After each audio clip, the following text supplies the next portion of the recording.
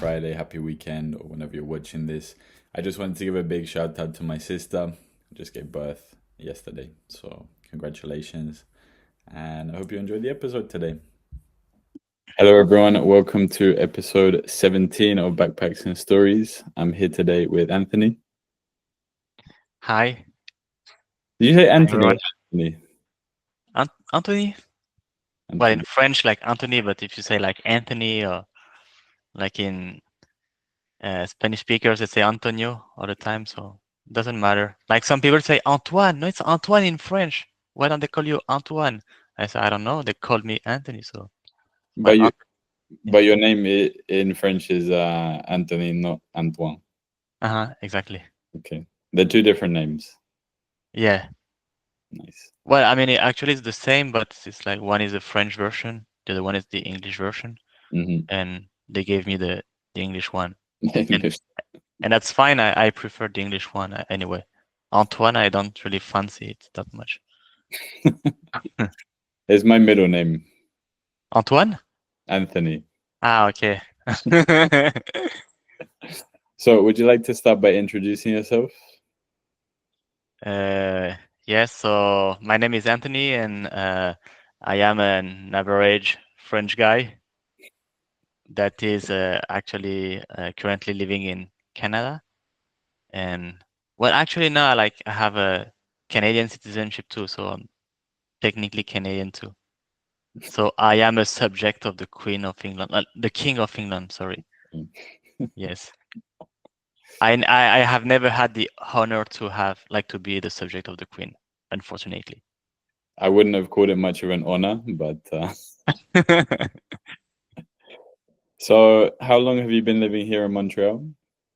Montreal for 8 years and 2 or 3 months, like since August 28th to 2016.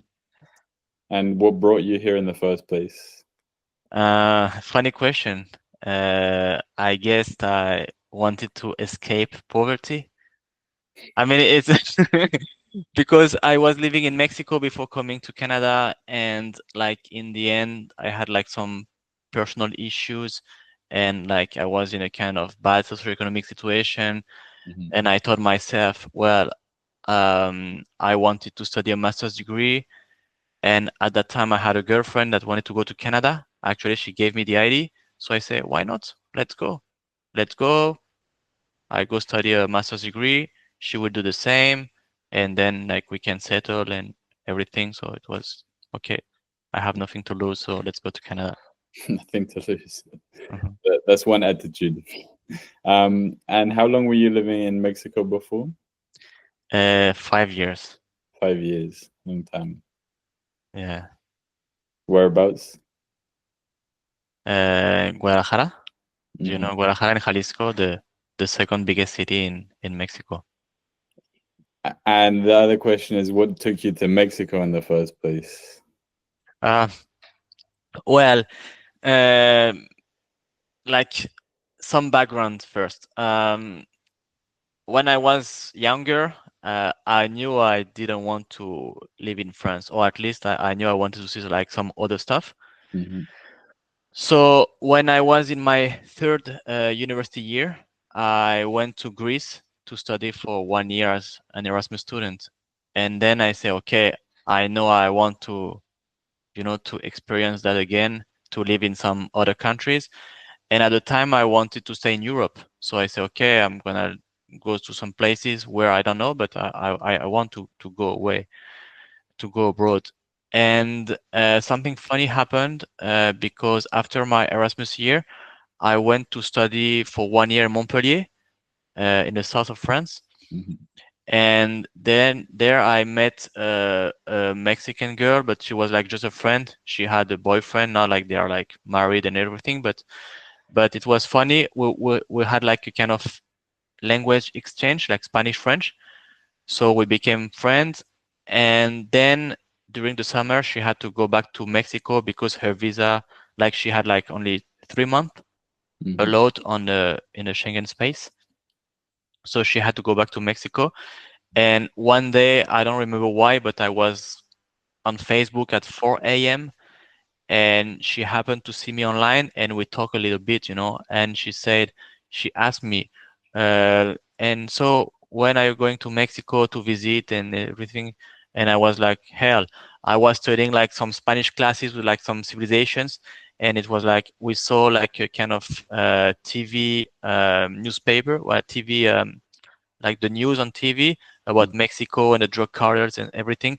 So I said, come on, if I go to Mexico, I mean, you have like all these issues, But it was like kind of like a joke, as a joke. I say, okay, you have all those issues, and then you have those spiders, the black widows, and then if one bites me, I mean, come on, I mean, like, but it was a joke, And then she convinced me, and I say, why not? It's gonna be summertime, 3 months, and because like the semester is ending like in May. So I said June, July, August, 3 months. I have nothing planned. Well, let's fucking go.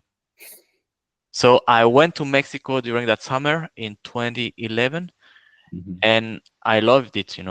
It was like 3 months, like different culture. Like the first week I was there, I was feeling homesick. It was so different. I said, where the fuck I am? Because it felt like the 50s, um, or 60s, or I don't know, like so many buildings, like very neglected, Mm. no paint on the buildings, and it was like very, I say so sad. It was living in a war zone. I mean, that's the way I felt. So I said, no, I mean, no. But then I just like stayed for a few more days, and I said, no, okay, it's okay, and I'm getting used to it. So that And so summer, that was in Guadalajara. yeah, in Guadalajara, and I met some friends, and it was like I had a few anecdotes during that summer, and it was, it was great, and I didn't want to leave, but I had to in the end. So what I did was very simple. I knew I had to go back to France, but then I said, okay, I want to go back to Mexico. What can I do? So I found this master's degree in France that had a compulsory exchange, like for studies, like you had to go like abroad for 1 semester because Yeah. it was like international business or something like that. So like the second semester, you had to go abroad. So okay, so I'm going 4 months there for the semester, and then I just can go again.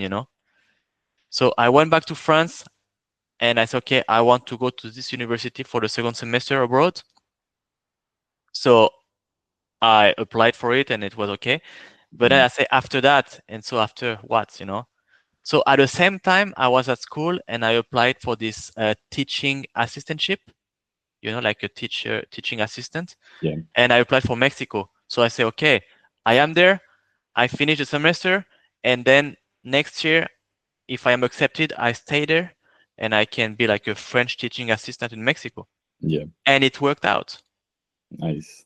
So I did my semester in Mexico, and then I never came back to France to finish the master's degree. I stayed in Mexico. I was a French teaching assistant for a year.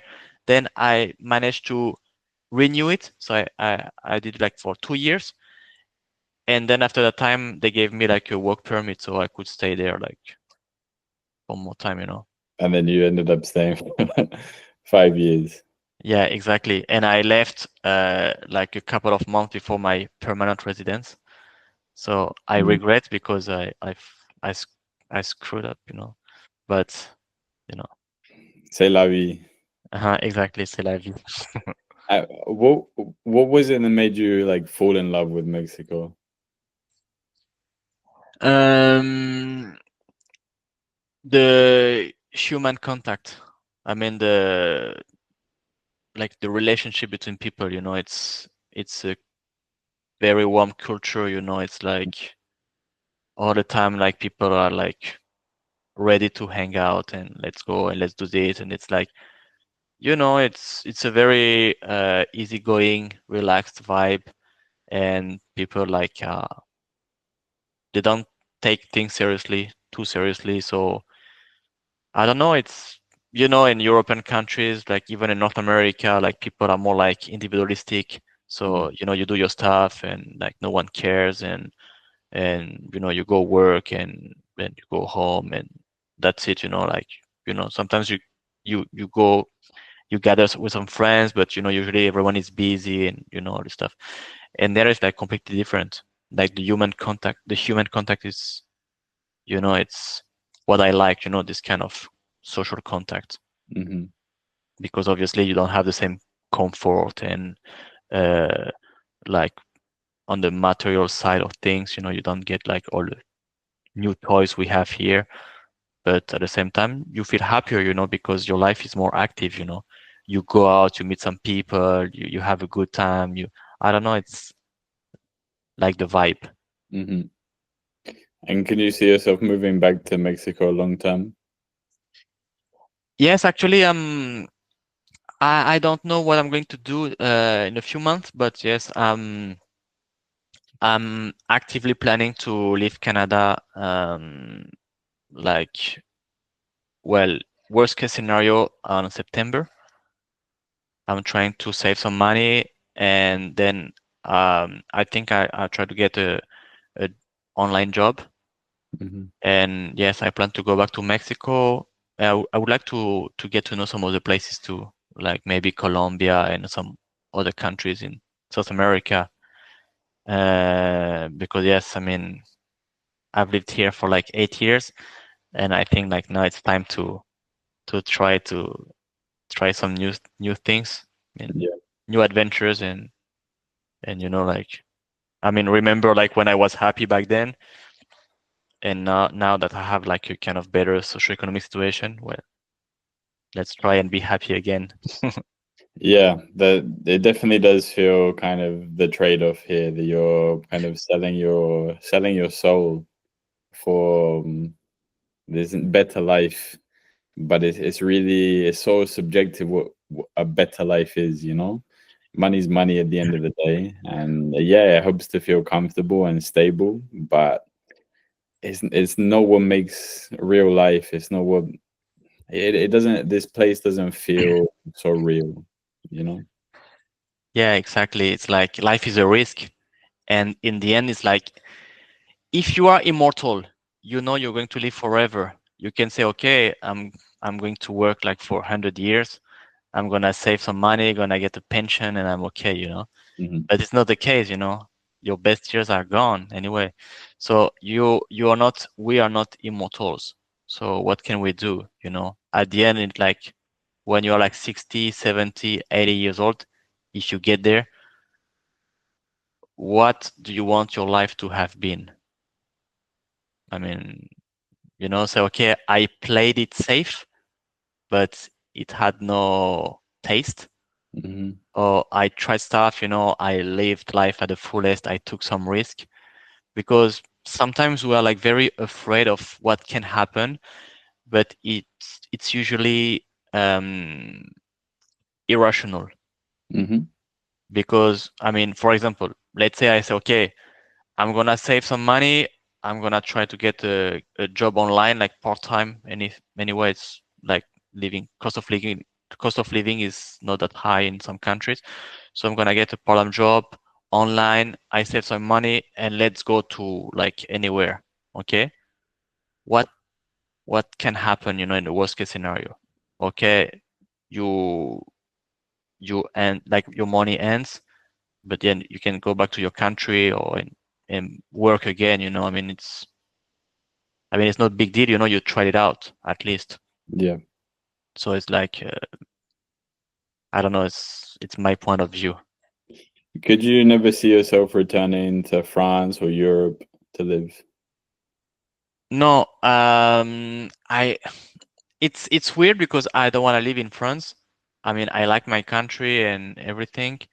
Uh, if there is like a football game, I mean, I'm obviously like sup- uh, supporting my national team.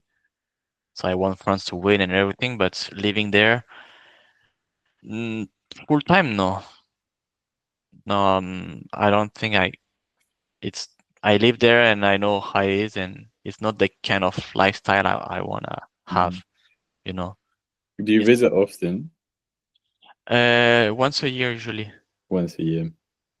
Yeah. And which city are you from, sorry? Um, I was born in Paris, and well, my family used to live in the suburbs of Paris, Okay. so it's like the Paris, the ugly part, you know, not the best neighborhoods, but Mhm. it's okay. But are you interested in living in another country in Europe? Uh, Living, I don't know, but I would like to go to several European countries, you know, I mean, Portugal, Spain. I lived in Greece, so why not in Greece again? And I would like to visit like Balkans countries, Hmm. like Croatia, Slovenia, all those countries Yeah. too. Well, actually, I would like to go to some different places, but just like for like a few months and just like to see what's up. But to settle, I don't think so. I don't even know where I want to settle anyway. So yeah, Yeah, it's a big question. yeah, exactly. When you haven't, when you know there's still so much to see, choosing one place to decide that I want to stay here for a while is difficult. Yes, and I think it also depends on some external factors. Like, for example, I don't know, if you fall in love in a country, you know, there is a bias, you know. Anything can happen. Yes, Hmm. exactly. And what was your experience like living in Greece for a year? Well, at the time I was like 20 years old, so I was like kind of child, you know. But it was, you study like as an Erasmus student, so it's like uh party all the time and well, Mm. I didn't drink alcohol at the time. Well, still not, so but it was funny to see like people getting drunk and it was a good vibe, you know. It's count you go on a vacation camp for a year, literally, you know. Because yes, you have to study, but come on, I mean, it's not like, you have to study that hard to pass the courses anyway. So yeah, it was very like easygoing year, you know. I mean, I had my friends in France like studying like econometrics and all the stuff, and I was in Greece, I having a good time, and I was not, like, I mean, what I was studying was not that demanding. What did you study? Economics and business. So I had like a few classes, like marketing and stuff like that, but it was not like the same stuff like in France, you have to study hard and, seriously for all the semester. And this was in Athens. No, it was in Thessaloniki, Okay. like the second city in Greece. So yes, Mm. it was very nice city. Did you learn much Greek? I studied Greek for like one semester, but then I didn't continue. So I learned some, but it's at the time I forgot everything anyway. So it Hmm. was not something I was going to use anyway. So I said, okay, why keep doing it if it's something I'm gonna forget anyway? Yeah, there's not really a lot of Greek speakers in the world. Yeah, exactly. So I was going to be there like for only 9 months, and the classes were given in English. So it was not necessary to learn Greek. And at the time, my English was very, how do you say, mediocre, like Mediocre. mediocre, like very bad. So Yeah. I preferred focusing on English first. But by the end of the year, you were already speaking good English. Uh, Good, I don't know, but I was fluent. So yes, it was like at first I had to like translate in my head and before speaking, and many things like were spoken and I couldn't understand them.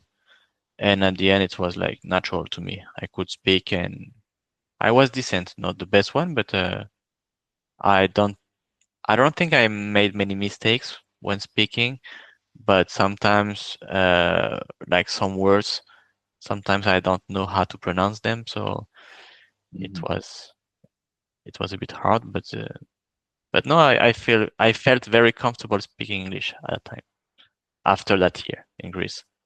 So it helped me a lot. Yeah. Do you feel like you've improved much since you've been here in Montreal? English? Yeah. No, I mean, in Montreal, like half the people speak English, the other half French. But here in Montreal, usually, I mean, at work, I speak French. At university, it was in French anyway.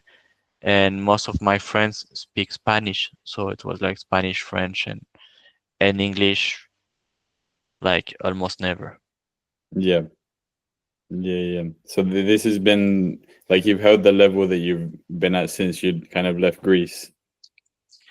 Uh, kind of, but I mean, I got better in a sense because I mean, I usually read a lot of stuff in English. So Hmm. over the years, I read a lot of things in English because there is more information in English than any other language about like any topic. Yeah. So if you want to investigate something, a topic, or it's like in English anyway. So it does oblige you to do that. You know, it forces you to read in English. And I also chat in many groups in Discord and Telegrams about cryptocurrencies. So it's all in English too, because like those are global groups. So you have to write and to read in English. And so if you watch a documentary, I'll listen to the English language. So I got better in English over time, but I never speak it. So I mean, like last year, like 1 year and a half ago, in during the summer in 2023, I went to France, and a friend of a friend needed to pass an English language test to get his degree, you know, as an engineer. And it was like online with the webcam and everything. So he tried it like twice and he failed. So he said, okay, um, if I pay you, can you do it? And I said, okay, I can try it out. So we they put like two computers, and so in the end it was like the webcam was seeing him, but I was on the other side doing the exam, you know. And it was English, um, how to say, like reading and listening. So Hmm. it was like only comprehension, Yeah. and I got like the C1. Okay. So yes, I got C1 level. So I mean, I can like understand English. I can read it. I almost never write it, but speaking is like different, you know. I mean, understanding is something. You can understand a language because it's passive by nature. Hmm. But when you have to speak it or write it, you become active. So it's always harder, you know. Hmm. So yes, it's a pity I didn't take like the opportunity to speak more English here in Canada. No, but I think that you speak very well. You articulate yourself very well, you know, and I think that's is impressive that you're able to maintain that whilst not really using it so actively, like you say. Okay, thank you. But I mean, in all honesty, I would like to know like maybe how I sound, because I don't know like how it sounds, you know, to a native speaker. Hmm. I don't think that you fit the normal stereotype of the typical French person.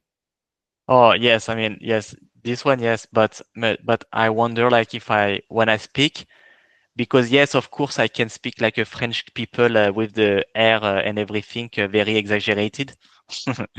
Yes, I mean I can do it too, but I know like how the French people sound, but and it's funny in a way, you know, Hmm. because you can like flag them right away. Yeah. But like when I speak in English, does it sound like very understandable to you, or like sometimes Yeah. like I say some stuff and you say, okay, like what is this word? Or No, I can always understand you for sure. okay.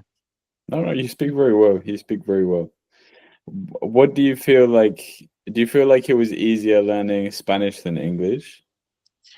Uh, yes, and right, yeah, to me, yes. I mean, English is very easy to learn because you know you don't have conjugation. I mean, for example, I write, you write, he writes. Yeah, you put a S, but that's it. We write, you write, they write. Okay, it's like Just the same. yeah. Yes, like in the past, usually you just put ed, except if it's like irregular verb, of course. So you say I wrote, you don't say I write it, but it's like usually very simple, Hmm. and we are used to listen to so many words in English nowadays, for everything. So it makes it very easy. But at the same time, like to me, English is like all like the word order is like different. Hmm. So for example, you say a red car, but in many other languages, like a car red. Like in Yeah. French, a car red. In Spanish, a car red. You put like in this order.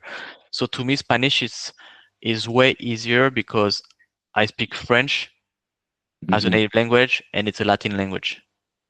So Spanish has the same like as far as grammar is concerned, the same structure. So Hmm. it's to me it's easier to speak fluently and like fast Spanish, Yep. like speed, like you can speak like very fast, like more naturally because it's the same structure. And English is like the words are like in different order, so you have to be a bit more careful when you speak. And anyway, I find it like way harder to speak like English very fast on a Hmm. fast pace compared to Spanish. Yeah. I think it's really interesting to see French definitely feels like the middle ground between you can see the links between all of the languages. You Yeah, know, obviously English is considered to be a Germanic language, but I feel like it's a much more Latin language than people give it credit for. We take 60% of our vocabulary from Latin. Most of them, well, a lot of that being old French words, you yeah. can see so much of English comes from old French. And I think the structure is true, but there are small things, yeah, that are different, but I don't feel like it's so completely different like everyone thinks it is. N- No, it's not that different, but I don't know. I think like a person is like, I mean, when you speak French, for example, I feel like it's easier to speak like Italian or Portuguese or Spanish. But maybe to someone like an Indian person who say, no, English is way easier to me. I mean, it's like, okay, I can speak it like a native speaker and no problem.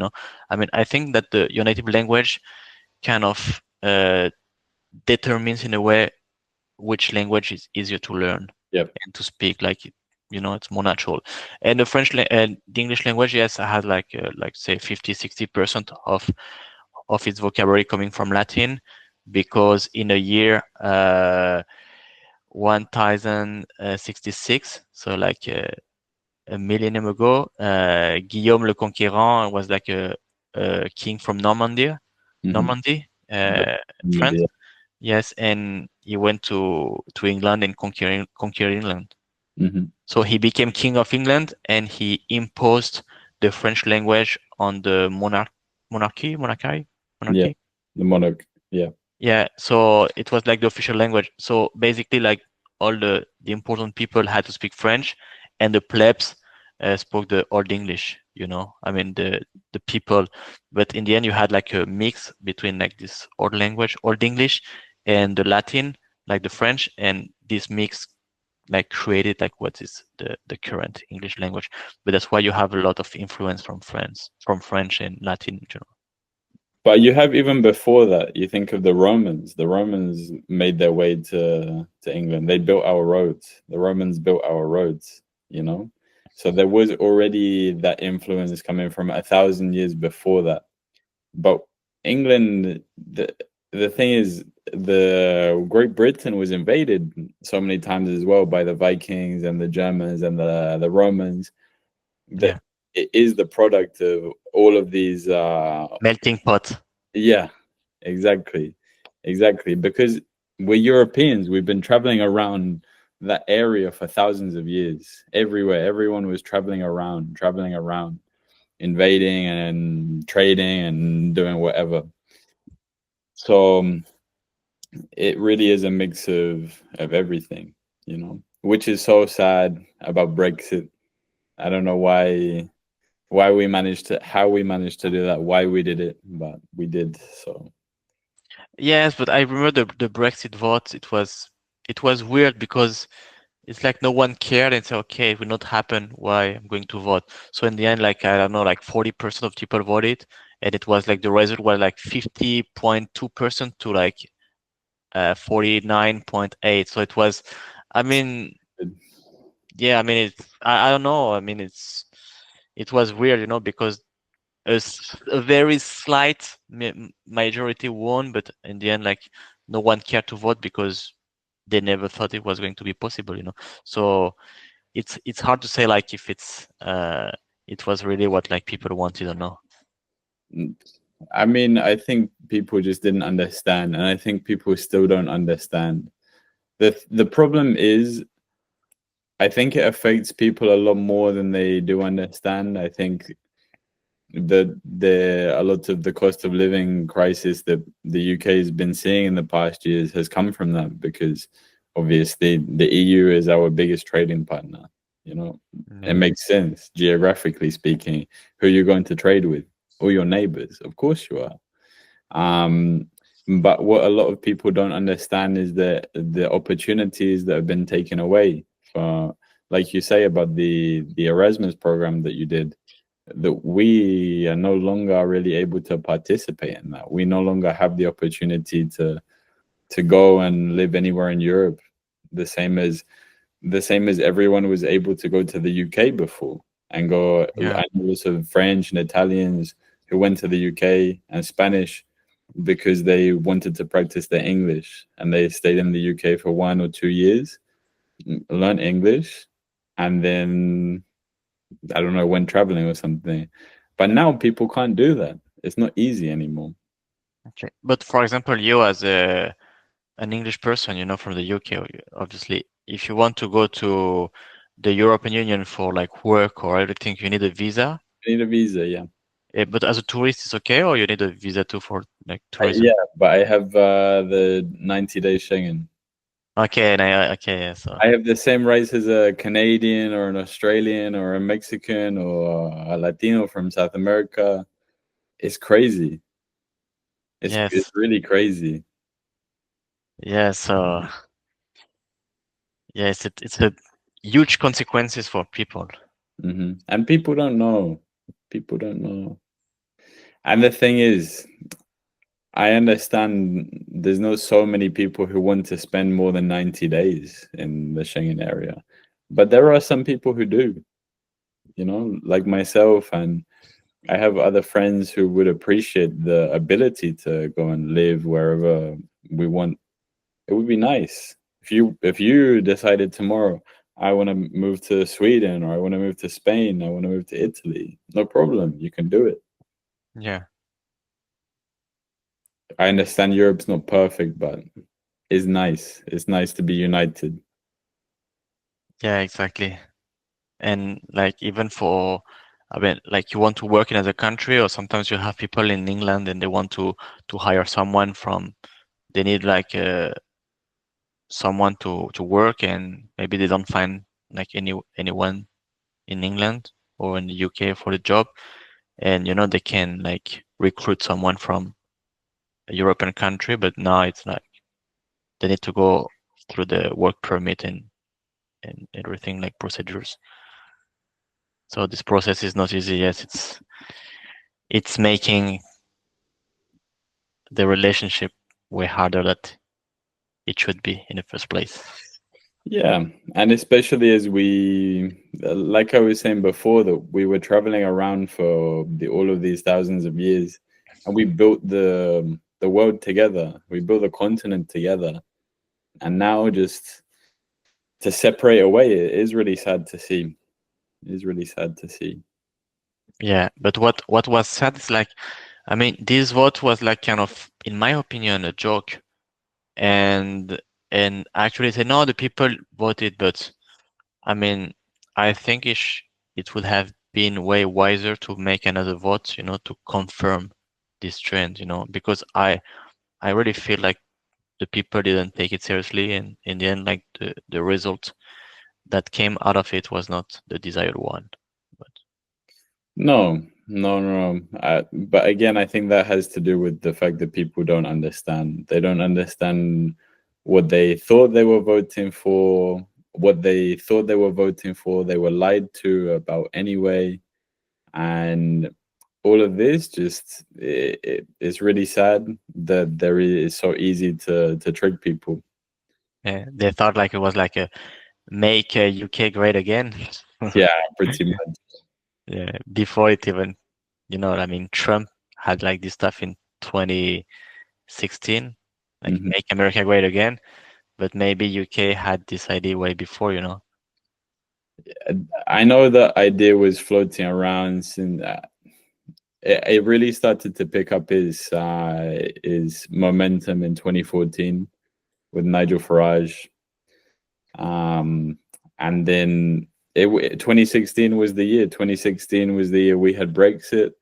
Oh yeah, 2016 was the year that they voted in Trump. So yeah, it was the same year. Yeah, true. It's at the same time. Oh 2016 was a crazy year for global politics yeah, and that's the year I left Mexico. I remember like the Mexican peso devaluated a lot that year. You because of know, Trump. yeah, it lost like 30 to 40% Hmm. compared to the US dollar.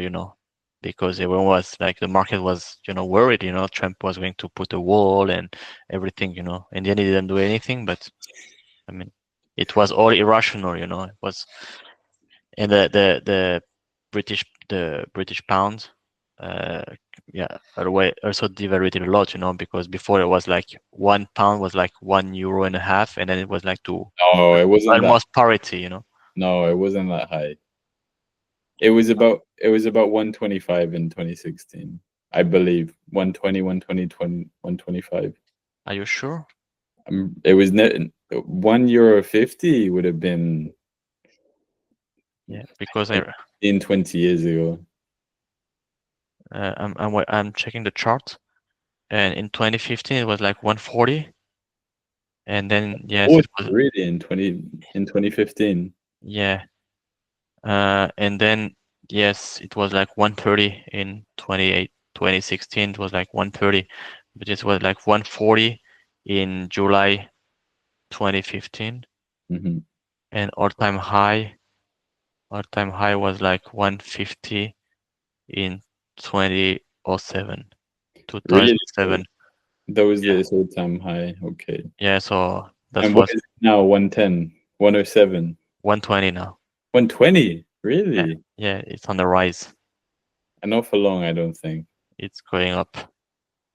I have this prediction that I think in about 8 years, I think the pound will be below the euro. Yes. When I was in Mexico, I remember like the euro, 1 euro was like $1.50 or something, and then it was like almost 1 to 1 in They 2016. well, they reached 1 to 1. Was it 2 years ago? Or it was very close at least. Oh, the dollar was like even like a little bit higher than the euro. Yes, in 2022. In So 20. exactly 2 years ago. Hmm. Yes, it was like the dollar was worth more. Now it's like 106. So it's like almost the same. And now that Trump's been voted back in, did the Mexican peso devalue again? Uh, Let me check, but it's not the same, because now it's like, People know that he doesn't stick to what he's doing. yeah, exactly. But let's see, uh, $1 was like 16 pesos in like 6 months ago, but it was before Trump anyway. And now, like since Trump election, let's say in the last month, um, no, it lost like 2%. I mean, but It's normal. it's stable. Yes, it's not like a lot, It went to 20, like $1, like 20 pesos to 20.4. Mm. Well, it's not. Yeah, it's not the same. Mm. But anyway, yes, geopolitical questions always like buy USD, US dollar, and then you are protected against any crisis. Yeah, so they say. So they say. So have you traveled a lot of Mexico? Uh, not that much. I mean, sadly, because I was enjoying life there, but I was more like doing a few local trips. Mm. So, well, I was in Mexico, and at the time I was earning a Mexican wage. So it was, I was young, so I didn't really have like much savings to say, Mm. okay, I'm gonna travel like everywhere and I can spend the money because anyway I'm going to go back to my country after anyway. So I happen to travel in some places, but I would like to explore some more, of course. Mhm. Yes. Sadly, I didn't really make the most out of it. Guadalajara is it in the mountains? No, it's a city. It's 1,500 meters above sea level, but it's not in the mountains. I don't know, it's a normal city. I mean, Mm. seaside is like 3, 4 hours away in Puerto Vallarta. But no, it's no, it's not in the mountains. I mean, it's like a normal city. Hmm. But it was built on rivers Okay. in the past. Like you had like many rivers, and then to build houses and everything, they built over the rivers.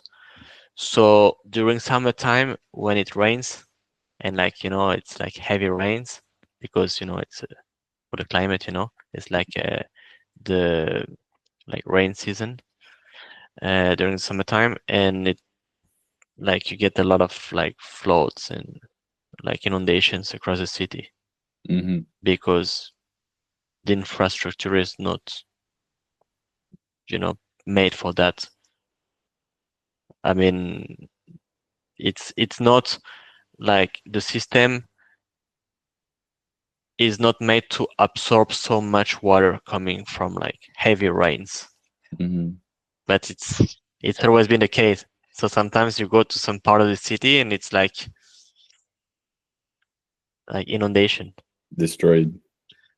not destroyed, but the water comes like at like maybe 1 meter or maybe less. Hmm. Yeah, there was a year I was not there anymore, but like was like there was a year like the metro was drowned Really? literally, yes, in the water. So like people were rescued by the windows of the metro and they had to get out of the metro. I mean, it was crazy. Yes, imagine like But is this something they're now investing in? They're now trying to build up the infrastructure of the city. not really. I mean, like people are used to it and it's like the way it is. I mean, it's a geographical problem, but they have like a sewage system, Mm. but it's like it's not sufficient to prevent this kind of problem during heavy rains. During the rest of the year, there is no problem. That like during the summer, when it's like the rain is very heavy.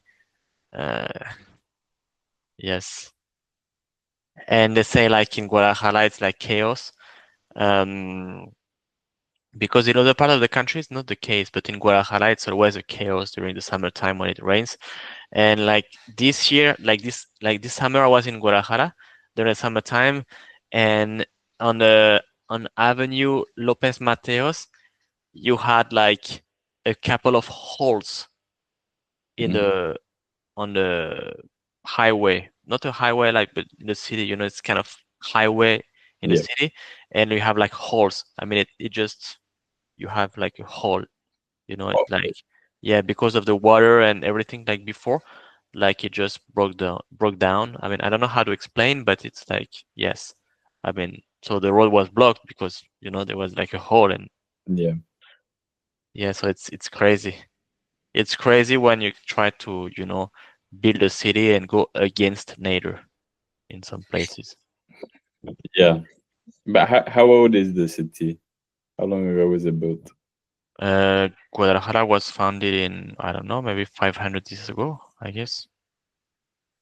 I recently found out the name is an Arabic name. Guadalajara? Yeah. Well, not surprising because Spain was invaded by the Arabs for like 700 years. Hmm. So, yes, Guadalajara was founded in 1542.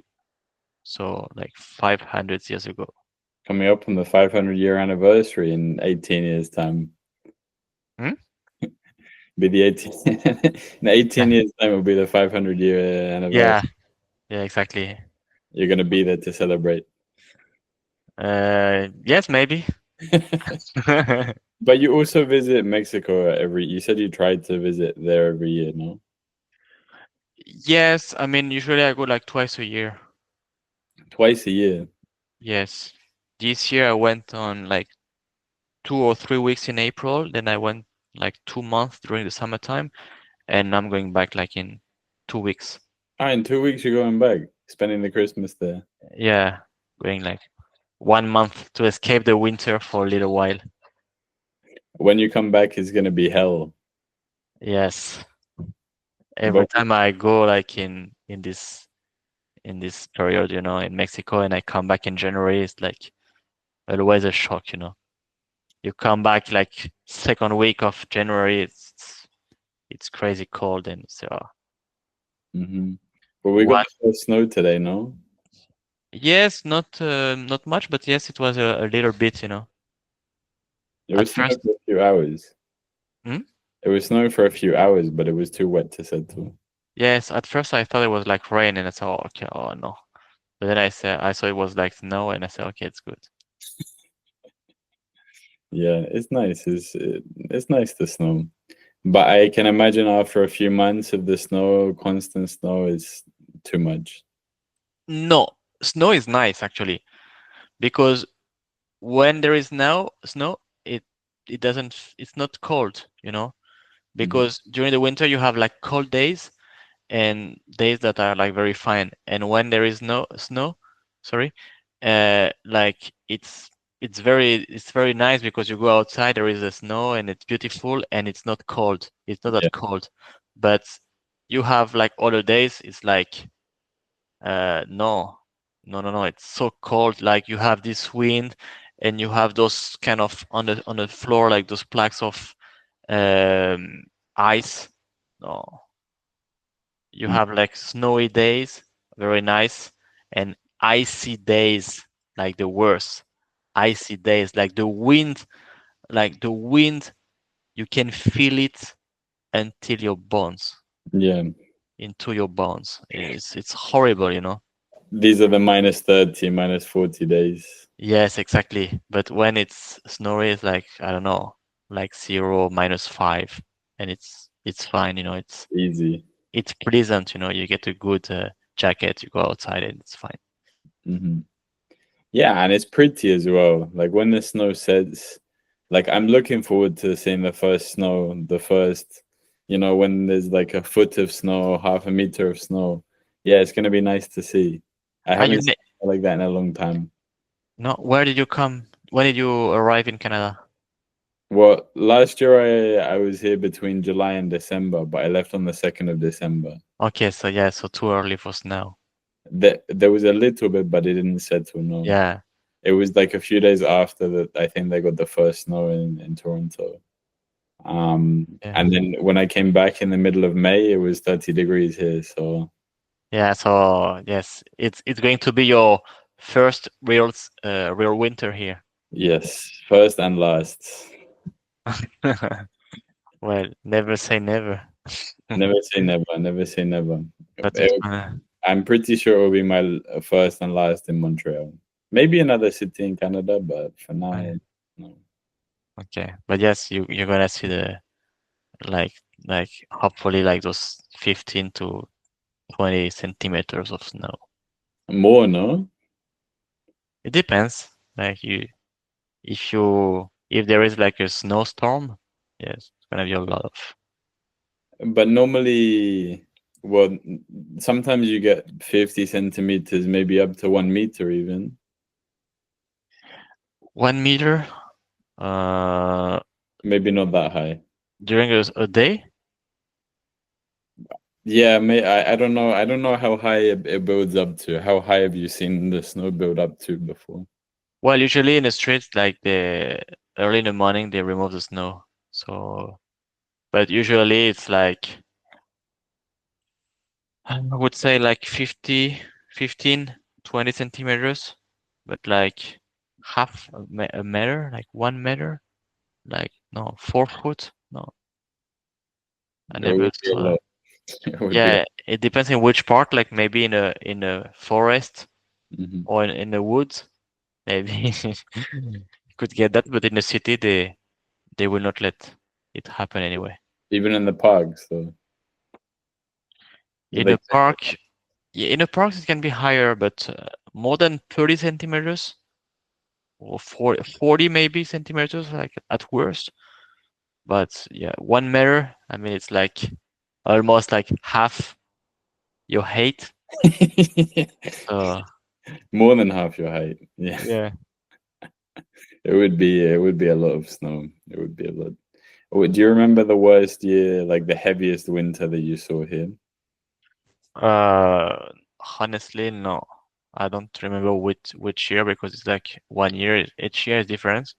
Hmm. But I remember like I was in a one snowstorm once. I was outside. I was at university studying, so 20 it was in 2017.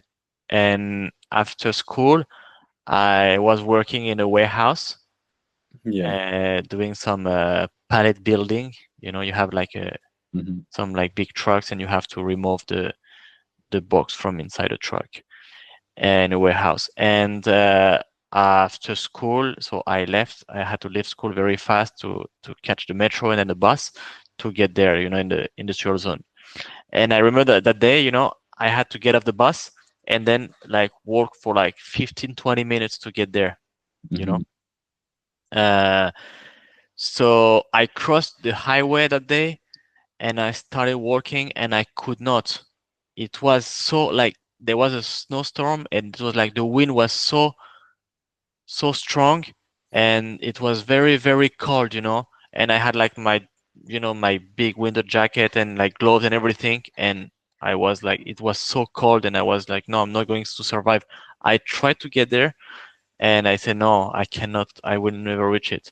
So I said, fuck. And I said, sorry, but my friends would say, no, no, no, no. I say, hell, no, I cannot get to work.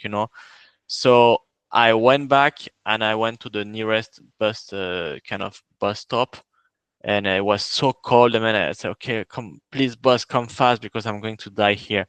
And I took the bus and I went home, and I didn't get to work. I could not get there. And after I found out that the guys that were at the warehouse, it was the same. I mean, there was so much traffic because of that. I mean, the bus. I was in the bus like for 2 hours. I mean, 2 hours, like more than 2 hours to get home. It was like crazy. And then the next day, I went there to work, and like the guys there, they say, no, it was horrible. I mean, the same, like they left the job at like midnight or everything, and then they couldn't, like, they took the bus, and some guys, like, they had to wait for the metro in the metro station until 5 a.m. So they didn't like reach the metro to get home, and it was like horrible. I mean, even them, they couldn't like get home. It was like crazy. Actually, the next day there was no work because like everyone left so late, and they couldn't get home that they couldn't work the next day. So they say no shift tomorrow. Come back on Friday or I don't know whatever day it was. Hmm. So it was it was crazy, that day. So I remember that day. I don't think it was like the worst winter, but it was like a Like, real snowstorm, and I suffered it, and it mhm. was in March. It was not in January or in February. It was in March. Yeah, Usually the snowstorms are like in March here. really okay. Yeah. But January and February are usually the cold months. Well, yes, Yes, but sometimes you get crazy days in April and well in March and April sometimes. But yes, you have like some days in March like that are very cold, Hmm. even colder than in January and February. It's crazy. I mean, the weather here is so strange. It's so strange. Like we had a really warm September, and then the first couple weeks of October, it was quite cold. It was around 10 degrees, and then we had another couple weeks of like 20 degrees. Then it went down, then it went back up to 20 degrees in November, and now all of a sudden it dropped from like 20 degrees down to it went so quickly, and now we're at -2 or -3 or something. Now it's all happened so fast. But Yeah, someone told me a story about how 40 years ago there was uh there was like a week or two in January where they had 20 degrees.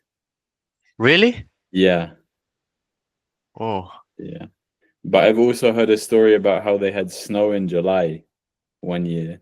yeah, or like in even in October, November, it was crazy cold Hmm. before, like in ancient times. Well, like maybe like a few decades ago, it was very cold. Like in October, November, you had like snow and it was very cold, like freezing. And now, like this year, it was actually you could feel like summer in October. It was crazy. Mm. This year was like the less cold. So far, it's been the I mean, you had some cold days during the summer, sorry. But now, like in October, November, I don't remember like having experienced that. Hmm. It was very warm this year. And last year too, though. Yes, but this one is even more. Climate change.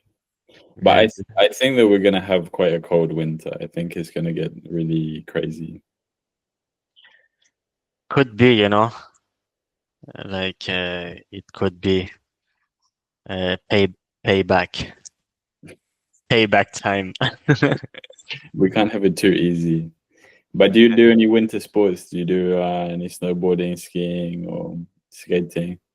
No, I mean Okay. I did ski like a long time ago, but usually in winter I don't know. It's weird. It's like I don't feel like I feel a bit depressed and I mean I very apathetic. How to say that? I Yeah. mean it's like I have no energy. I don't know. I feel like useless. Lethargic. Huh? Lethargic. Yeah, too. Mm. So it's like I have no I don't know. It's like I have no energy and I just want to stay home and I don't really want to go out. I don't know why it's maybe lack of vitamin D or I don't know. I mean, it's fun to go like some skiing and I like it, but sometimes it's like getting out. It's very hard. Do you work from home Uh, since COVID, yes, since COVID? Yeah. but like this year, like now, no. I mean, yes and no. I mean, it's like hybrid. Hmm. I have to go to the office like at least twice a week now since September this year. But even in winter, they'll make you go to the office twice a week. Yes, it's policy. It's supposedly to increase performance and everything, but I mean, I don't want to say the word like it's BS, I mean, but it's fine, but in winter it's like because you go at the how to say the when like the traffic is at its peak, so in the morning you go everyone, so you go in the metro on the subway or underground. I don't know how you say in England, Mhm. but in a tube, and it's like there is no space, so you go like that during the way, and then you go out, and then you have to walk like for 15 minutes, and sometimes it's very slippery in a way. You have like ice and everything, so it's kind of dangerous to walk on the sideway Yeah. or pavement. I don't know like which one you use in England. We say pavement. Yeah. Okay, on the pavement, it can be like, so it's not fun, it's cold and I don't know. It's in winter. In summertime, I love it, I have to go to the office. Okay.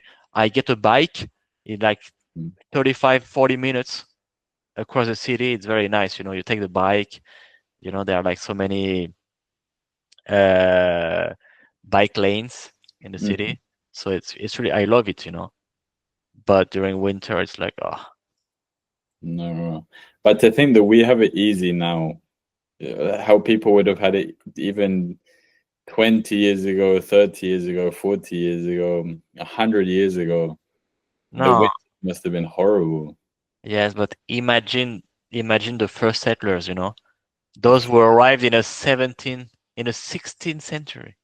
Yeah. 16th century, like the first like the French and the British when they first came here. It was like you didn't have like a kind of heating system and everything, like nothing. So you come here, you get here in the summer, it's nice, and then the winter and you have nothing. It's imagine living in that times here. But imagine how long the summers were back then. The summer must have been like 2 months of the year. I have no idea. I don't think, but I mean, like maybe four months. But yes, but I mean, like crazy weather. I mean, you come here and imagine like for the Canadian dream.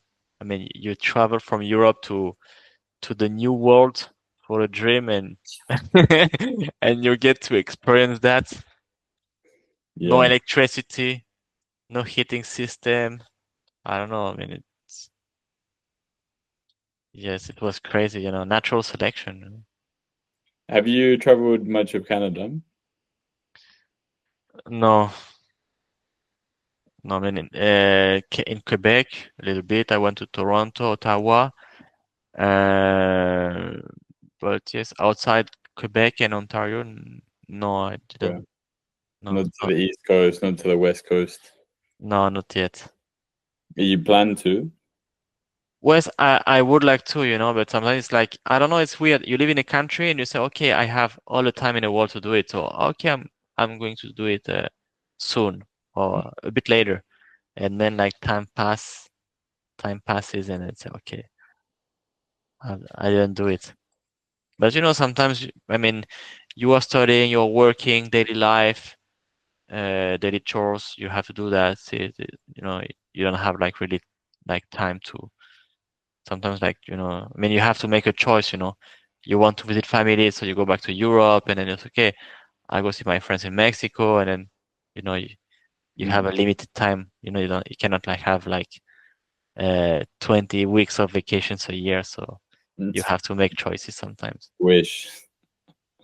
Um, the other thing is it's very expensive to travel here. Yes, in Canada, yes, because lodging is very expensive. If you want Mm. to get even a hostel, it's like the price of a hotel in many countries here. So It's ridiculous. It's yeah. ridiculous. The first My first week in Toronto last year, I was paying 70 Canadian dollars a night for the hostel in a six-bed dorm. Yeah. $70 in a six-bed dorm per night. 400 Uh-huh. bucks a week. It's crazy. Yes, I mean 70 a night. It was like in Europe for this price you get like 5 nights. Yeah, yeah.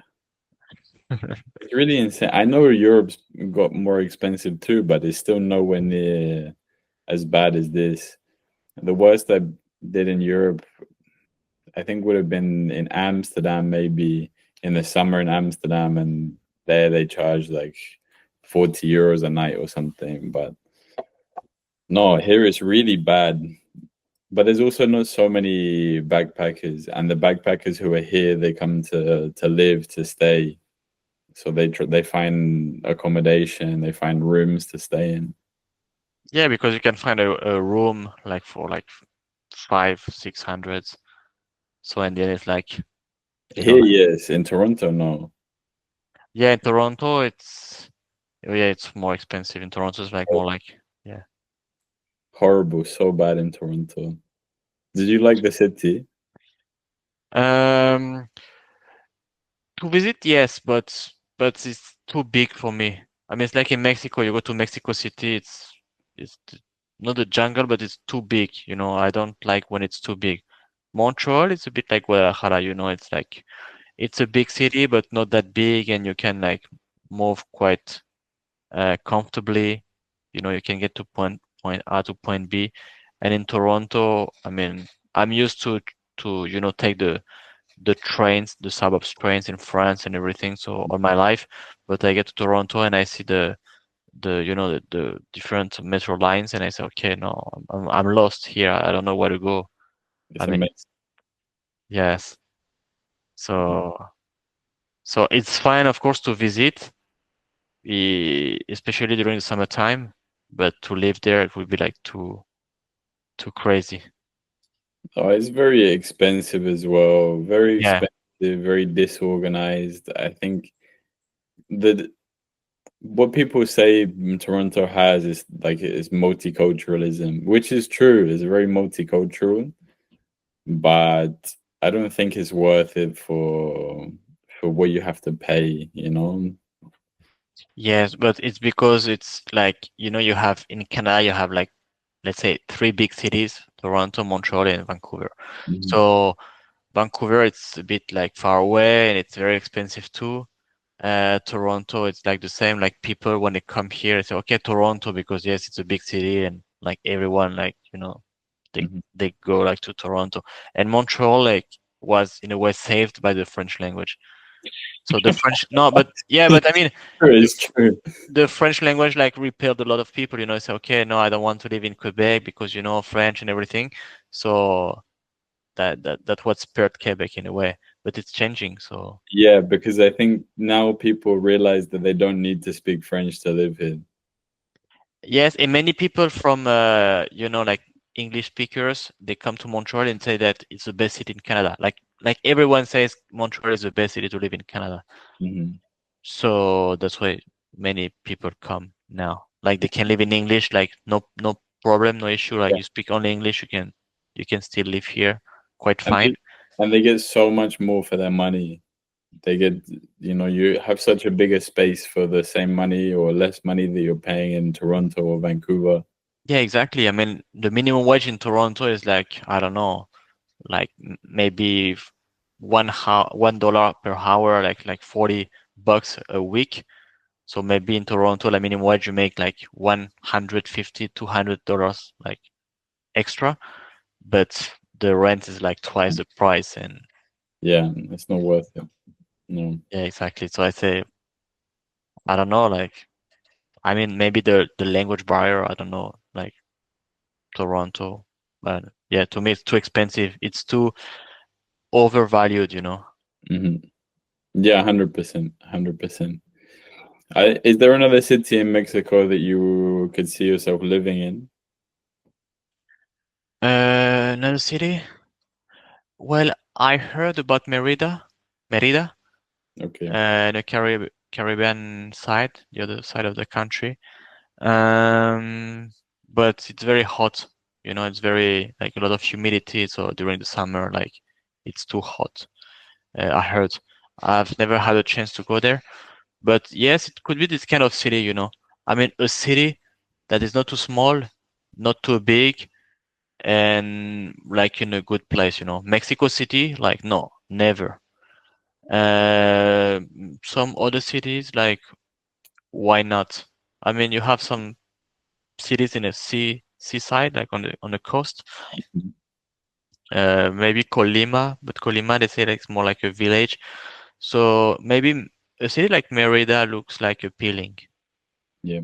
you know. But in the end, I think that um, I mean, to me, the most important part, you can live in the best city in the world and still feel alone and lonely.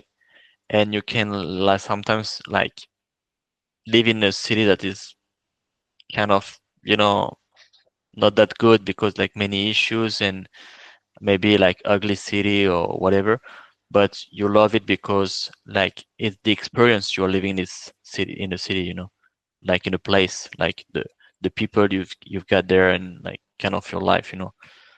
So sometimes I feel like we focus too much on like how beautiful is a city and everything when it will not necessarily make you happier in the end. Hmm. The people make the place for sure. Yes, exactly. Always. We are social beings. We need good company. Yes, exactly. But sometimes I feel like, for example, Mexico. Well, Mexico City or no, Guadalajara. It's a bit far from the coast, and it's like. But I feel like in some of the countries, you have like the right middle. For example, I've never gone to Medellin in Colombia, but I heard like Medellin is close to the seaside, so it's the second city in Colombia, so it's not as big as Bogota and Medellin is not close to the coast. not that close. Okay, so No. maybe Well, maybe I mean, you can take a flight, a 1 hour flight to the beach, but it's like a 10 hour bus ride, for example. okay, so no, it's No, um well maybe then I don't know, but Cali's like an hour and a half away from the beach, but not from the Caribbean, from the Atlantic. I always, yeah, I never remember the oceans. Um, I think the problem with Medellin is everyone heard about Medellin and everyone yeah, moved to Medellin, like so now hyped up. Uh-huh. it's very gentrified. It's very, Yes, exactly. No, but I was like talking about like a city that it's still a big city, not too big, and uh, and enjoys a great geographical area. I I mean, don't know. it's well located. Yeah, yeah, Medellin could. I think it maybe has a similar population to Montreal. Maybe I might be talking out my ass on that one. But it feels like a big city there when you go there. So it is a beautiful city, but it feels like a big city. Okay, but as like I have an example, like for example, in Greece, in Thessaloniki, it's the second biggest city in Greece, Hmm. and you have like how do you say, a harbor. Yeah.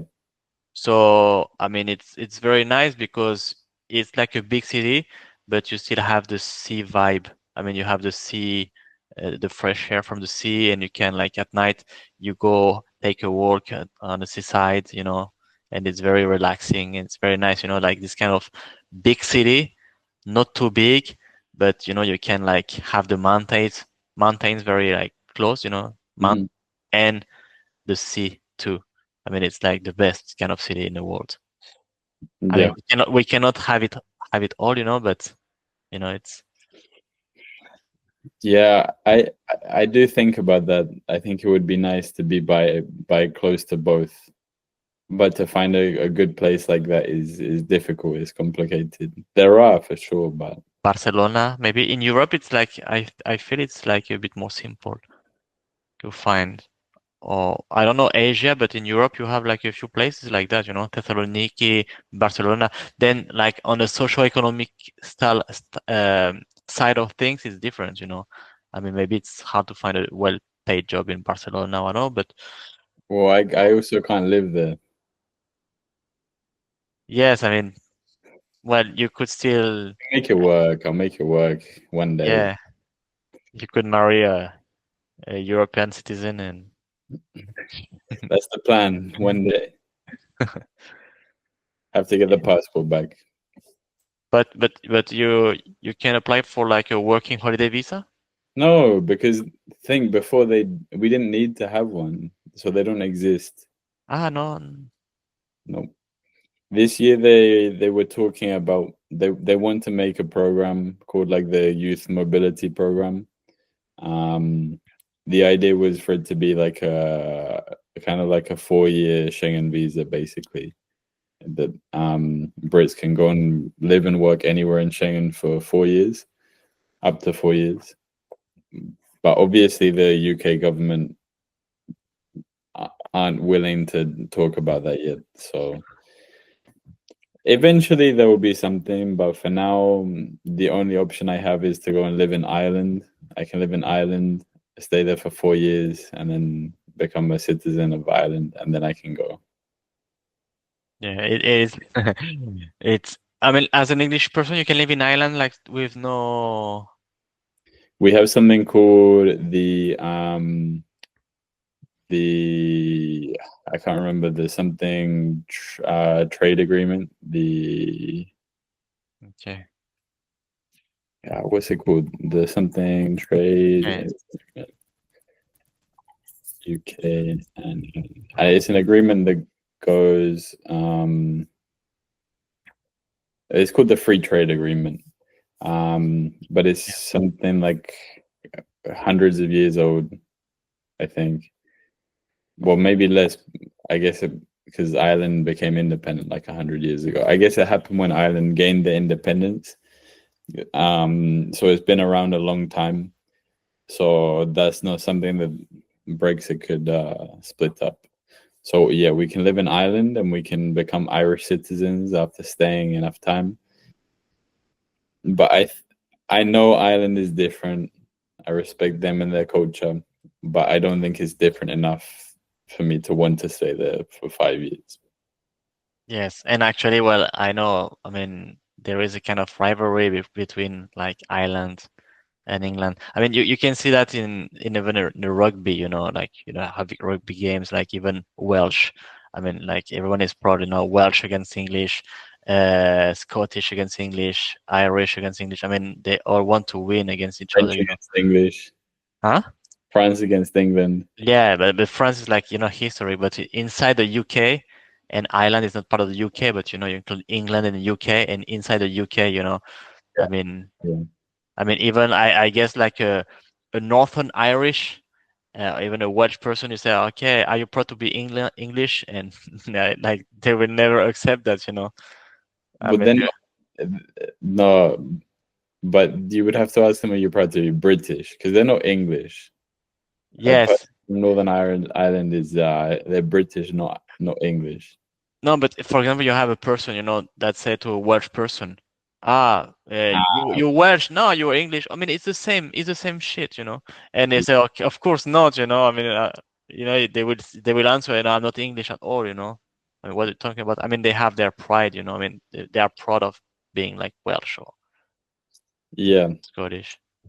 I spoke to my friend recently about this whole national pride thing, and I don't buy into it. I've never been proud to be British. I'm just British. I was born there. I don't But have any pride about. but your friend is English or like Scottish or No, so my friend he's Indian born, but he was raised okay. in England. So we had this conversation that for me, the idea to be proud of being from a country, it doesn't make any sense. I didn't choose to be born where I was. Yeah, exactly. You happen to you know And sometimes it's funny because you have countries they say, "Oh, we have the best avocados in the world." I mean, come on, nature gave you that. I mean, it's not even an achievement from the country. It's well, nature gave you that, and you were lucky. You were lucky enough to have it. But Yeah, yes, I 100% agree with you. On this one. I mean, just happen to live in a place and like nationalism or patriotism taken at an extreme degree is. I mean, it's. dangerous. Yes, and it's being foolish too at the same time. I mean, it doesn't make sense. It's not like, I'm French, so I'm better than you because I'm French, and I'm French because what? Did I do something to be French? No, I just happened to to be Exactly. yeah, to be born there. So We didn't choose this life. But do you feel like you were born in the wrong place? Do you feel like you didn't fit in France? uh yes and no. Because I feel lucky. I mean France has a great history. I mean, in the past, people achieved many things. I don't feel like, it was not me, so I cannot say, okay, I'm French, or we did that. I mean, I didn't do anything, personally, I didn't do anything. But France is like, has many things. So I feel lucky because in France, like, you have many opportunities, you want to study at university, it's kind of free. And, you have like, someone. that wants to learn and to go ahead, like you have many great tools, great. I mean, to me, education is good, not for languages, but for many things, we get a very good education. And I grew up in a kind of neighborhood and it was great, I mean, I had friends like from like mainly African ancestry, and it was fun, I mean, I learned a lot. Uh, um, I don't regret anything, I mean, I think I was born in the right place. Hmm. I really liked my childhood, but then when life gets real, so you become an adult and everything, I think this lifestyle is not for me, I Hmm. mean, I find it sad, like it's like all about like working, taking the subway and then sleeping, I mean, they have like an expression in French. They say métro, métro like metro, boulot, boulot is como like the job, and dodo, dormir is como sleep, So it's like, like I think you have something like that in English, no? Like an expression like you commute, you go to work, go back to sleep, and that's it. Like Yeah, another day, like the same day over and over again. well, same shit another day. No, but like eat, sleep, work, repeat, I guess. Yeah, this one. Yes, Yeah, something like that. it works, sleep, repeat. Yes, exactly this one I was thinking about. So I feel like it's too you live on autopilot in a way. I mean, it's like you live your life, you don't think about it like it's like a day after another one. And I see many people, like when I was younger, like even in my own family, I don't know, like people like they have a family and then it's like they're not willing to live anymore, it's like they don't give they don't care, but like I mean they don't try to even take care of themselves. It's like, okay, it's like, but why don't you practice a sport? No, I'm too old. Come on, I mean, I mean it's kind of mentality, it's like, okay, it's just the way it is, and I don't want to do anything and go back to school. Come on. I mean, no, I'm too old to go back to school and to learn some other things, new things, for example. So I mean, it's okay. So, I mean, you don't want to do anything. You just want to live like the good life and you still expect to get the best. I Hmm. mean, it's out of everything, you just complain all the time. And that's okay. Living in a country like very pessimistic, people always complain and people like don't really care. And I mean, it's kind of a sad life in a way. I mean, you have, I mean, there are like good sides, but it was not something I wanted to live. I mean, personally, since I saw that in my childhood and I was like, no, it's not what I aspire to have as a life in the future. I want to live in kind of I mean, new experiences and to see other stuff. I Yeah. mean, I want to, in a way, it's a bit utopic, but wake up and be a bit excited about life. Mm. Not to kill Yeah, this how to say like before the fire, this spark. Don't don't kill the spark about your life. And I feel like many people like are kind of dead in their soul. I think it's sadly true. I think it's sadly true. And it's very interesting because I feel a lot of the same sentiment growing up in the UK. Um, I always could see that around me that it wasn't the life that I could never be happy living in that life. And I felt like it was just kind of the last few years that I was there, it was survival mode, you know. I mean, messing around as a teenager was fun and stuff, but like I spent 1 year in the adult world, just working in a 9 to 5 job. And if I don't understand how people can do it. I really don't. I can't perceive in my head how people can spend their whole lives doing that. I think I know why. Because they don't know any difference. So if, for example, I mean, let's say I had never gone to Greece as an Erasmus student and to Mexico and anything, I was just in France. I mean, I would be, I guess, fairly ignorant about what exists out there. Mm-hmm. I mean, that's okay. It's like I'm in France. It's like normal life. It's like the same everywhere anyway. So, well, I'm in my country. I speak my language, and I just get to eat the food I'm used to. I mean, I've got my people. So why go to another place when actually it's gonna be the same or even worse? Because on TV, you see like, in this country, people are poor. There is violence. They always show the bad side of things. Like everywhere, it's so dangerous and everything. So I guess many people like are just or they're just like or or ignorant or they just don't want to get out of the comfort zone. They say, okay, but I don't speak the language, I don't want to speak another language, I don't want to learn. So it's, I guess it's about that. So they do it, but it's because they don't think there is another way of Yeah, life. it's true. It's very true. It's very true. Sad, but I don't know. It is what it is. It is what it is. Yes, but I was thinking about something like kind of curious, like a few days ago. Well, sometimes I do, but it was like you are young, okay? You are like a young adult, and it's okay. The world is my oyster, and I'm gonna live a great life.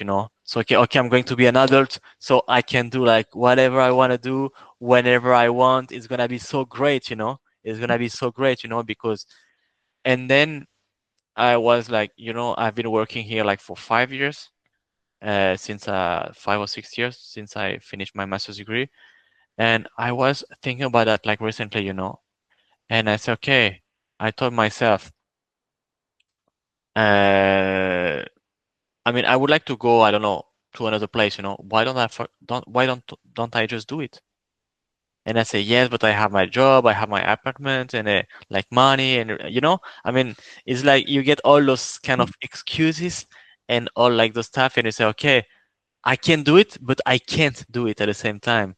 Yeah. So it's not that easy. And some people they don't want to deal with all this burden. With the And so challenge. Yeah.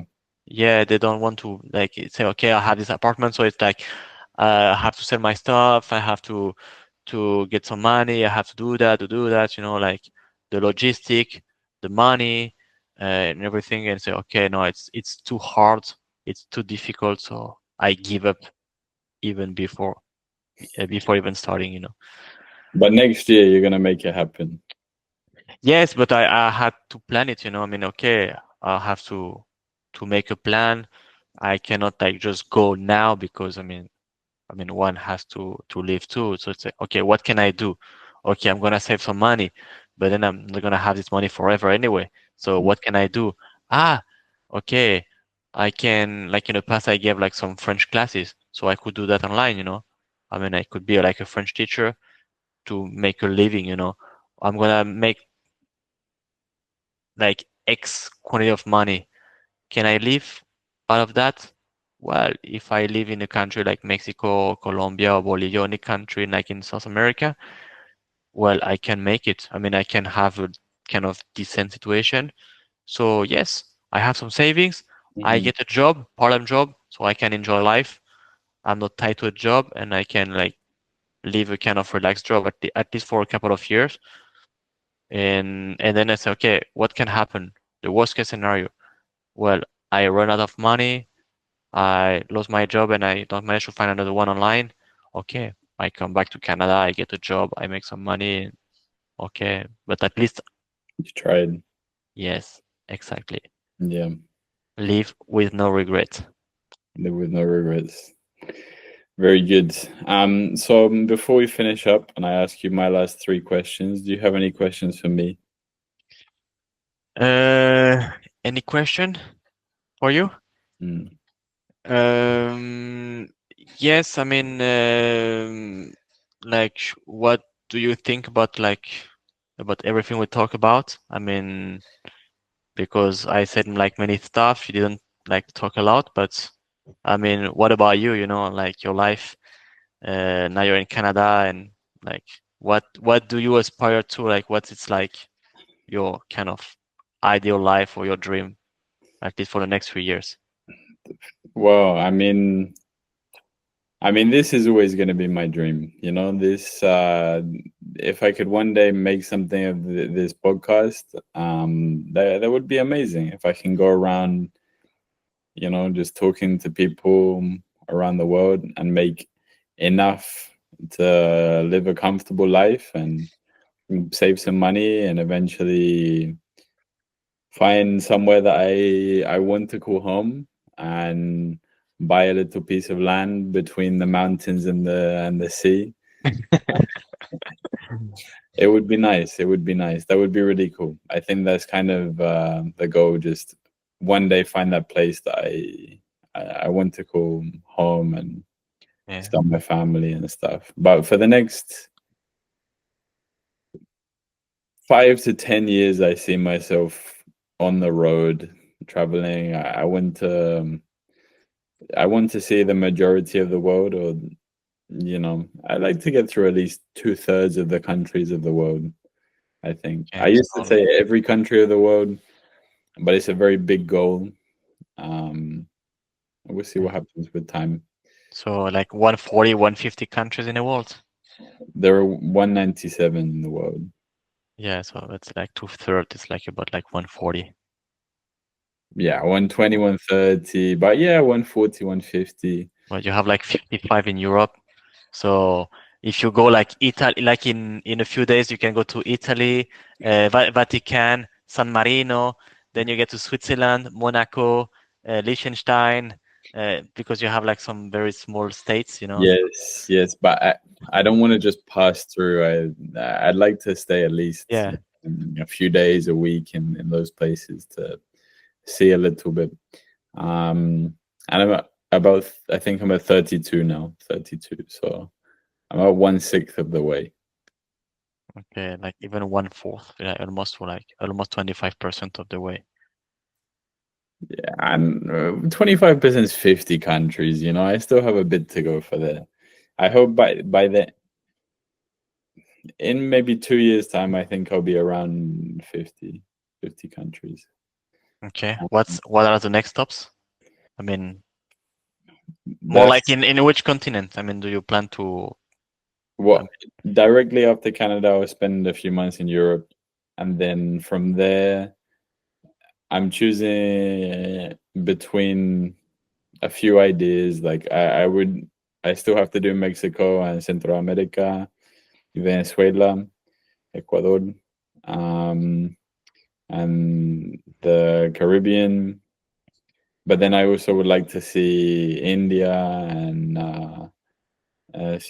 Sri Lanka and Nepal and Southeast Asia, New Zealand, Mhm. Japan. There's so many places that I want to see. That is, Well, you can get a working holiday visa for New Zealand, no? I can do it for New Zealand. I could do it for Japan as well as an option.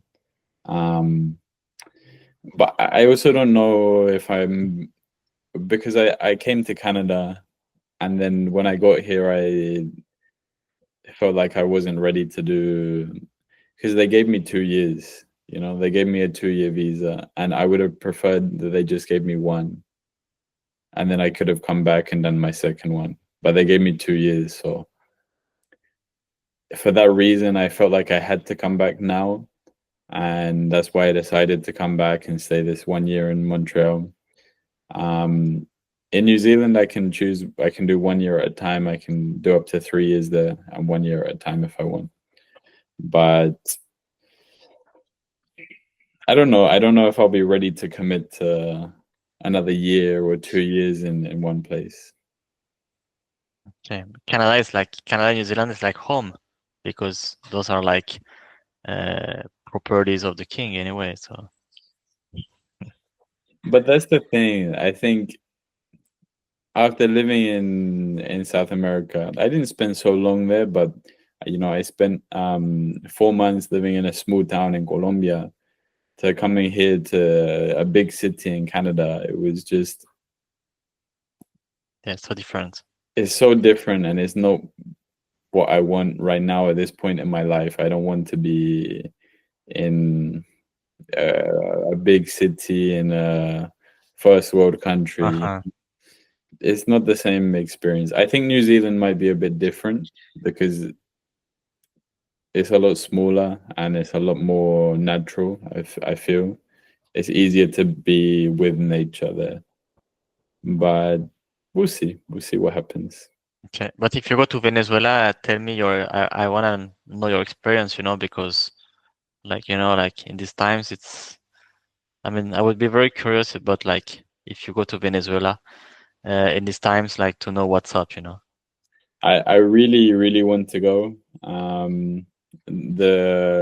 The guy who did the podcast last week, Luca, who was also at Mondolingo yesterday, he he wanted to go this year, and he met a couple who told him it's still a little bit, Tense, yeah.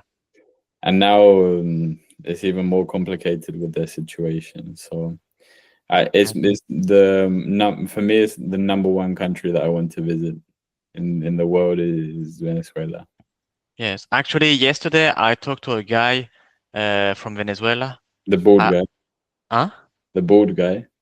No, on Telegram. It's a guy I never met in person. I knew it in a crypto group, like in like 3 years ago, and we talk a little bit, and like he posted something on WhatsApp, and I commented his story, and then we talk a little bit, and like I asked him, what's up, and he told me like, like right now in Venezuela, it's like the situation is getting worse because like the sanctions, like international sanctions against the government in Venezuela, were like making life very hard for the people there. So Hmm. it's like getting even worse, and like the people from Venezuela that go to Colombia, they suffer many discriminations, because he told me about like going to work in Colombia for a while, but finally he told me no, he doesn't want to go because of xenophobia, and like Venezuelan are not very well treated in Colombia, and even worse in Chile. It's very. So yeah, Mm. so it's weird. It's like I don't know. In Europe, we had this kind of stuff too. Like in France in the past. Polish worker. Yes, a Polish guy. I mean, you kind of despise him. It's the fucking yeah. Eastern European. It's a Polish. I mean, we don't care. I mean, it's weird. Because it's like you are like kind of the same people. I mean, the same continent, and Yeah, neighbors, and like you feel so despise you despise your neighbor. You feel contempt towards them. You discriminate them, and like I mean, crazy. yes, it's stupid. But yeah, so I heard too, like from this guy, like it's very very hard. It's like not much work because like not many business working there, like companies and so on. Like there is not a lot of work, not Hmm. not many jobs. So yes, it's kind of hard. Well, I'll let you know when I make my Yeah. way over there. Maybe you make your way there before me. Who knows? Yes, I would like to go, but I mean, it's also one has to be like a bit like sometimes take precautions too. Yeah, for sure. And especially when you're traveling by yourself, you have to take care of yourself. You have to look after yourself. Yeah, exactly. You could become a target, in during some tense situations. Definitely. Okay, so the last three questions for you today. The question from the last guest, Luca, was what do you carry with you when you're traveling in case you get the shits? Uh, you mean like if I have like some diarrhea or something like that? Yeah, like you take medication with you or anything. No, totally unprotected. Actually, that's funny because the first time when I arrived to Montreal that day, I had like I was like kind of sick because I had like some vomiting and stuff like that the day before, and I had like some maybe I ate some food like get some food poisoning, I don't know. And when I was in a flight, it was horrible because I had to go to the bathroom like every 10-15 minutes, and actually my seat was on the window side, and on my right side I had like two persons, and they were like together. And I asked them, please, can I just sit in this other side, because I will have to go to the bathroom like very frequently. So I was actually sick, it happened to me, and well, I didn't have like anything, but I was going to the bathroom, and then I went to the airport, and from the airport to my hostel, and it was like horrible, in a hostel for a few days, and I was like, I can't, so it happened to me, this kind of situation. It was not that bad in the end, but I was totally unprotected, and like still the same, I, I mean, I don't plan for this kind of thing. Well, he said for that reason you should. Yes, but sometimes you say, okay, it happened, but it will not happen again until it does, but Till it does, exactly. I'm also unprepared, but now he made me think maybe I should take something just in case. yes, just in case. So, what question would you like to ask the next guest? On that guest, so this one was like kind of a funny question. So for the next guest, maybe a more like kind of more like spiritual question. Mhm. Uh, what what is it for you to live a life worth living? Okay, To live like with no regret. What does it mean to you? it's a very nice question. It's Yes, good. to make people think a little bit, about like what I want out of my life. Mm-hmm. Have I even thought about like what I really want? So Mm, nice. And finally, what message would you like to share in your language? in the language, um, vivre la vie à 100% et prendre des risques. Parce que Mm, sans risque, on n'arrive à rien. So, do you want me to translate?